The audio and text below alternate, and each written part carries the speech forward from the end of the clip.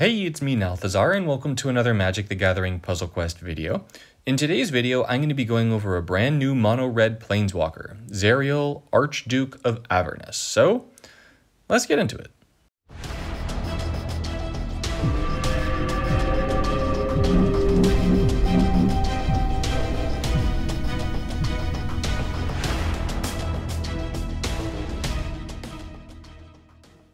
To get things started, I want to give a quick thank you and shout out to Octagon for sending me this planeswalker so I could make this video for you guys.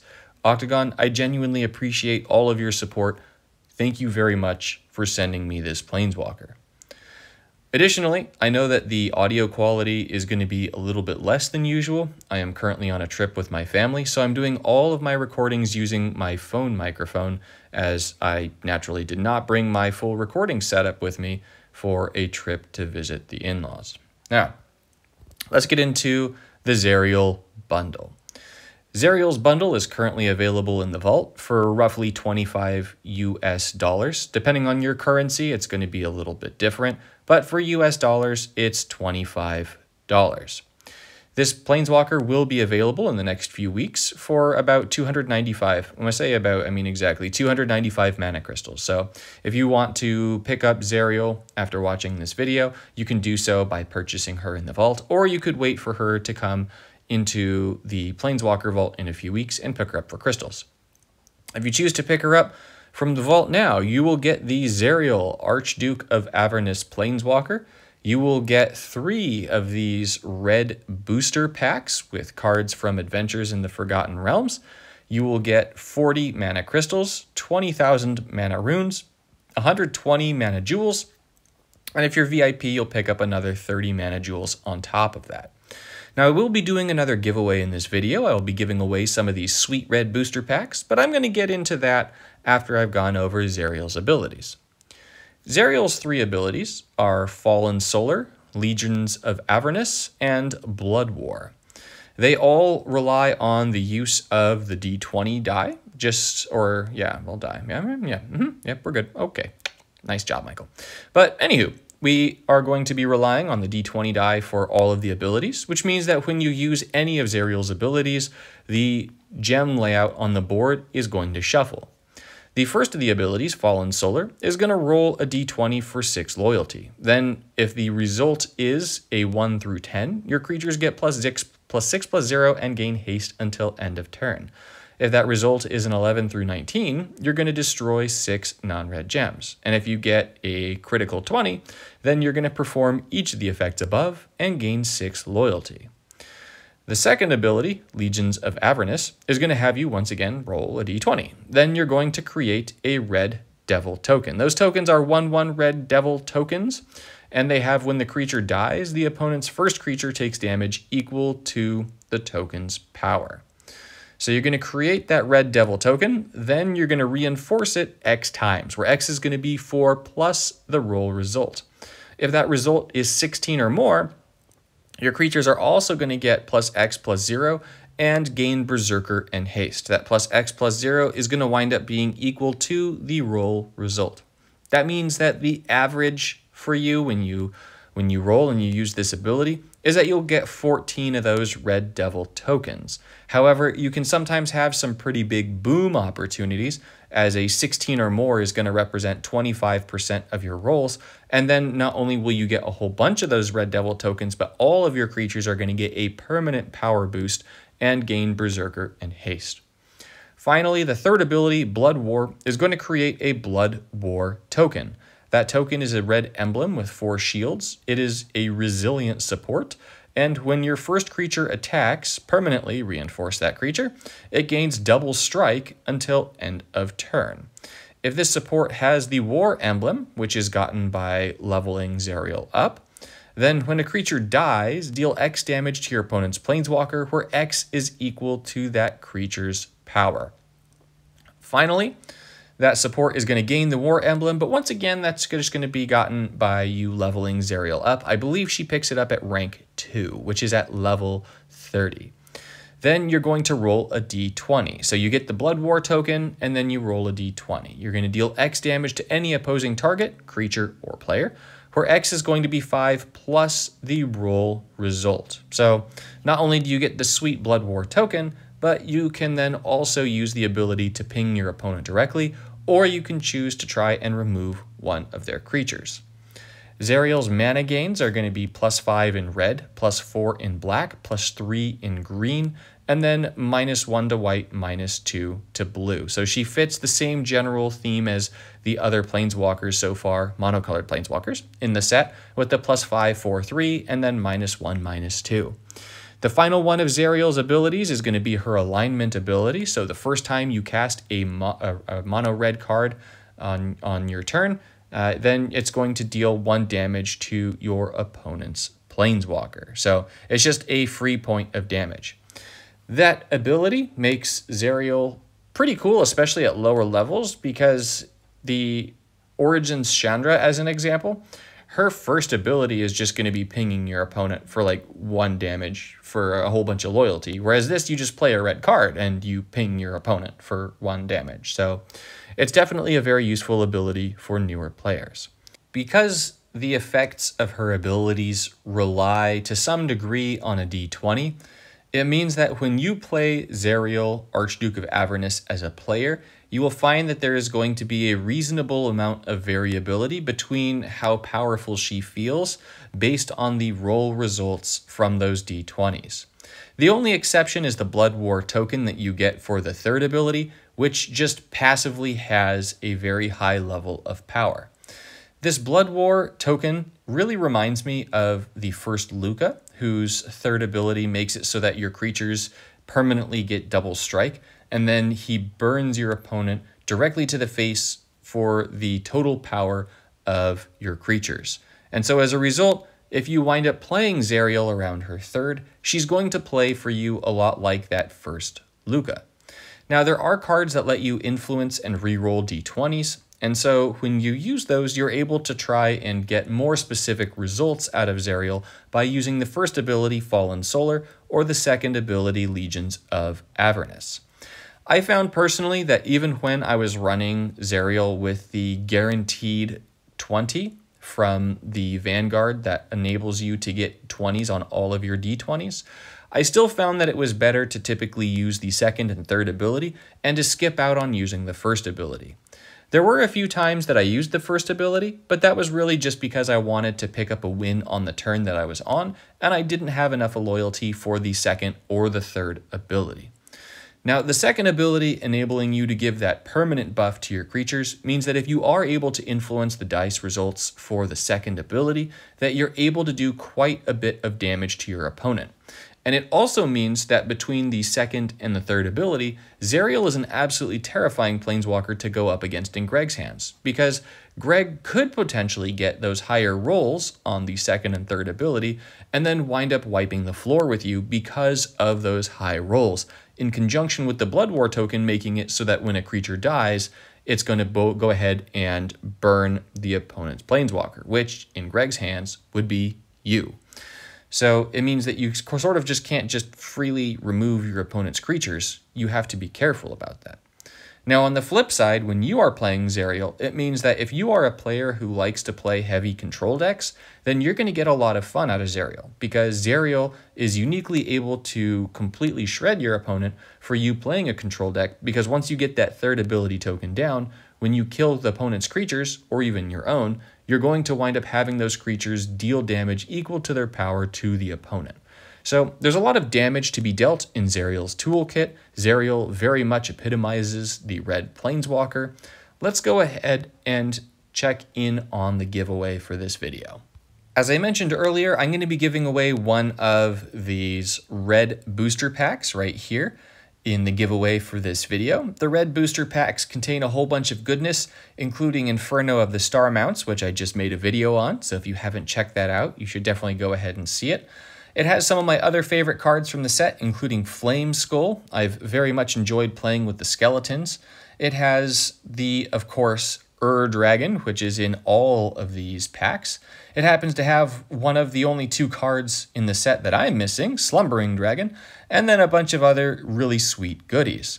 Now, the way that you could go ahead and nab one of these free packs yourself is just go ahead and comment on the video, and in your comment, it should say red hot. Something. I suppose you could have something before red hot, but it should say red hot, right? And then red space hot. And then I'm going to be putting it into the randomizer, and there will be a randomly generated winner. Now, as for entries, someone brought to my attention that I should put a time limit on entries. So I'm going to go ahead and give a whole 48 hours from when this video airs for you to go ahead and post a comment of red hot to be able to be enrolled in this giveaway. So if you want to be in it for the win it, to get the giveaway goodness, then you're going to go ahead and post a comment within the first 48 hours of this video's life, and then I will choose a winner and announce it in an upcoming video. So keep your ears peeled.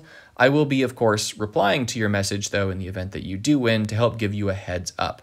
Please respond to me if you do win within a week, as I need the response in order to be able to send your information over to Octagon and get you a free pack. As a reminder, you will need to send me your UID if you win this raffle. So good luck. May the odds be ever in your favor. And let's talk about some cards that go really well with Zariel.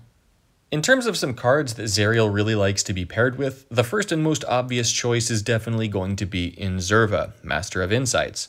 Because if you're able to get the challenge emblem off on Inzerva by using the -9 ability, the Vanguard is going to make it so that all of your dice results are always going to be a 20. For a Planeswalker whose 3 abilities all are going to gain power based on the higher your dice result, having a guaranteed 20 is going to do a lot of good for Inzerva. So if you have this Vanguard, you're going to be able to get a lot of mileage out of it with Inzerva. On top of that, when you choose creatures that have when deal damage, basically when they deal combat damage with a singular exception of this one wonderful creature, Surcera, then you're going to be able to get good stuff.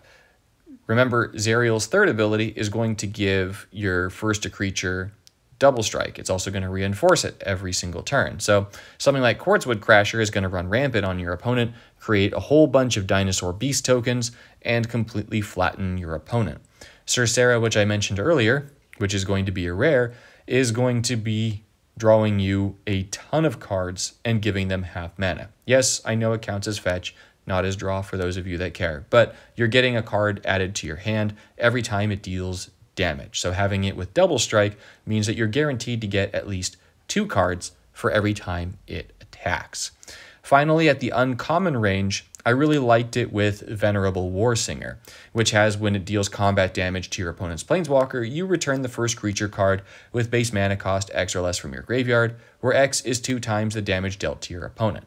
Now, if this thing's getting reinforced every turn and it has double strike, you're going to be bringing all the creatures that you can back from your graveyard to the battlefield. And with all of the wheel and discard and draw effects that red happens to have at the moment, you're able to make some really cool decks using Venerable Warsinger and Zariel in conjunction. Finally, the last really cool card that I found that I really enjoyed playing with using Zariel was going to be Warstorm Surge, and that was taking advantage of her 2nd ability to make all of the imp tokens, because once you start getting stacks of those imp tokens down, the Warstorm Surge is going to just completely obliterate your opponent with direct damage from the imps entering the battlefield. So there are many other cards that pair very well with Zariel. Pretty much any nasty beastie is going to pair really well with her 3rd ability. The 2nd ability is a phenomenal ability just to get damage down, and then if your imps wind up dying, to serve as removal. And then the 1st ability, I think, is the least effective of the 3 abilities, but nonetheless can be useful for destroying gems or for giving your creatures a little bit of extra power to finish an opponent off on your turn. So let's go ahead and take a look at some gameplay using Zariel.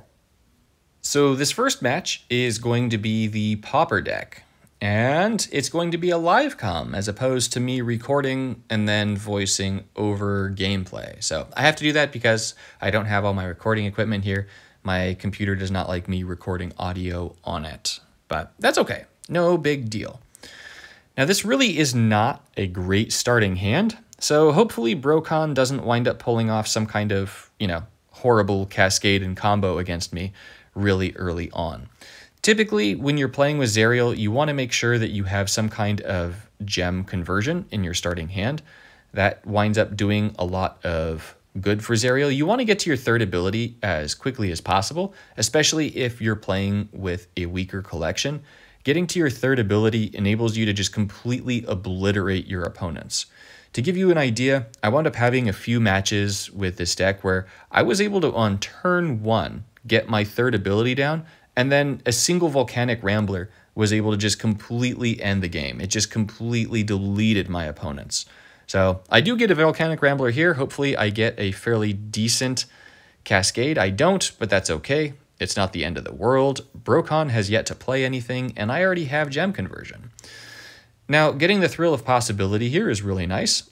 I'm going to use it to actually get rid of my Earth Cult Elemental from my hand. While I do like the Earth Cult Elemental, I prefer the idea of getting a Venerable Warsinger out that could potentially, with the third ability, bring me those back for free. So I like free stuff. There's just something about it, Maybe it's that it's free. I like free. Free is good. Free is very, very good. So, here we're going to go ahead and take the red match for sure. We want to make sure that we're maximizing our mana, and in maximizing our mana, fortunately, the red is one of the tied best mana bonuses for Brokon, so we're taking away some good mana from Brokon. Brokon plays, oh, good gracious, Old Gnawbone and Urza. If you're not familiar with Old Gnawbone, that little punk just got an insane buff. That card is so incredibly good right now. So we are absolutely going to start by destroying the Urza token because we do not want our opponent to have the Urza token. So that's got to go first. Here we're gonna hope that we draw into something that will enable us to kill the Gnawbone, which we do not get. So this is a legitimately terrifying match. We're going to discard more cards from our hand to hope that we get something that can help us kill Gnawbone, which once again we don't get. So we're going to have to hope that our third ability will be very kind to us and kill Gnawbone in just a little bit. So what I'm going to do is I'm going to bring up the Demolish there because I know I'll be able to get to that in short order. And then I'm going to go ahead and ensure that I get my third ability. The Elemental is going to come down. It resets the gems, which is terrible for me. I did not actually expect to get such an incredible cascade there. And my opponent is now going to get 13 gold tokens, which is awful. Oh, man. Gnawbone, you are just one scary dragon. All right, well, it's okay. Gnawbone's a scary dragon, and Urza is scary, but Blood War is also terrifying. So we rolled a 2, which means we're going to be doing 7 damage, which is exactly enough to get rid of Gnawbone. And you'll see here that even though we got a 2, which is a terrible roll, we're still in business. We're still going to be doing some pretty nasty stuff to our opponent. So, oh man, that blue landfall over there with 3 of those treasure gems is just not what I wanted to see. But nonetheless, I'm actually going to go ahead and still demolish. I imagine that I will get rid of that. I know it's a bit silly to use a demolish in that situation with all those gems there, but I was kind of hoping it would get rid of more than it got rid of. Nonetheless, I do have this double strike Rambler that will be killing Brokon fairly quickly. So unless Brokon winds up playing even more completely terrifying stuff, which of course he is, we can still come back from this. This is good. This is good.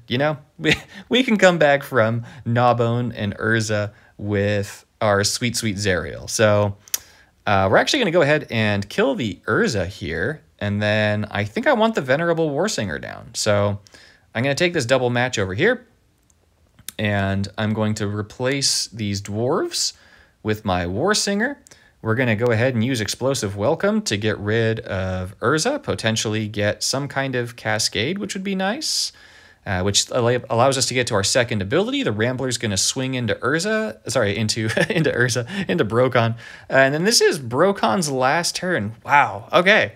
Look at that deck. Look at that deck that our opponent is running. And even though our opponent is running such a silly deck, we're still going to be able to beat them. So I am able to play the Red Devils. I was just risking that to try and get a high roll and then buff my creatures. I did not get it, but it did get me a 5 match, which I will use. I'm going to play the War Singer. I'm going to go ahead and take the other 5 match over here. And then I'm going to play the Mine, even though I know that this is game over. I'm going to get as much loyalty and mana as I can just to flex on this ridiculous deck with my Pauper deck that's about to beat it. So the War Singer swings in. We're going to go ahead and get our Elemental, and we're going to kill the Brokon. So that was a great first match to show Zerial off. For this second match, I'm going to be showing off a deck that uses Inzerva to give you an idea of how this Planeswalker is able to function when you are able to guarantee what your roles are.